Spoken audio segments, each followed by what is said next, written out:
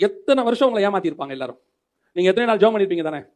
எங்க சொந்தக்காரங்களாம் என்ன ஏமாத்திட்டாங்க, எங்களை ஏமாத்தி எங்க சொத்தை எடுத்துட்டு போயிட்டாங்க, அப்புறம் எங்களுடைய சொந்தக்காரங்க எங்களை வந்து என்ன செஞ்சுட்டாங்க, விரட்டி விட்டாங்க. இப்படி நிறைய காரியங்கள் ஏமாற்றப்பட்டிருப்பீர்கள்.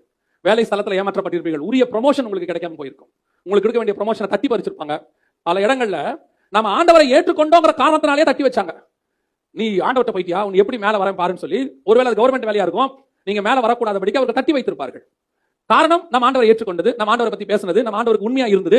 இது வரைக்கும் ஒரு அடிமைத்தனத்தை போல, இது வரைக்கும் நம்மை துக்கப்படுத்தின காரியங்கள், நம்முடைய உழைப்பை உறிஞ்சிக்கிட்டு நம்ம கிட்ட இருக்கிற எல்லாத்தையும் எடுத்துக்கிட்டு நம்மளை பார்க்கறதுக்கு ஒரு ஏமாளியை போல நம்ம நன்மை செய்து தீங்கு அனுபவிச்சிருப்போம். இந்த 430 வருஷம் அவர்கள் நடந்தது. ஒருவேளை அது உங்களுக்கு 1 வருஷமா இருக்கும், 2 வருஷமா இருக்கும், 10 வருஷமா இருக்கும். அக்கா தங்கச்சிகளால, அண்ணன் தம்பிகளால ஏமாற்றப்பட்டிருப்போம். நம்முடைய அநியாயமாய் நம்முடைய காரியங்களை எடுத்துக்கொண்டு போயிருப்பாங்க. நல்லா உழைச்சிருப்போம், நம்ம காசு கொடுத்துருக்க மாட்டோம், எல்லாம் செஞ்சிருப்போம். கர்த்தர் சொல்றாரு, அவன் கொள்ளையிட போகிற வருஷம் அவனே கொண்டு வந்து மொத்தத்தையும் தரப்போறான். அவனே கொண்டு வந்து எல்லாத்தையும் திருப்பி தரப்போறான். ஏன் தரப்போறான்? அவனுக்கு ஏற்பட போகிற வாதை, நமக்கு ஏற்பட போகிற ஆசீர்வாதம், இந்த டிஃபரன்ஸை அவன் பார்க்க போறான். அவன் பார்த்து மொத்தத்தையும் நம்ம கையில கலந்து கொடுக்க போறான்.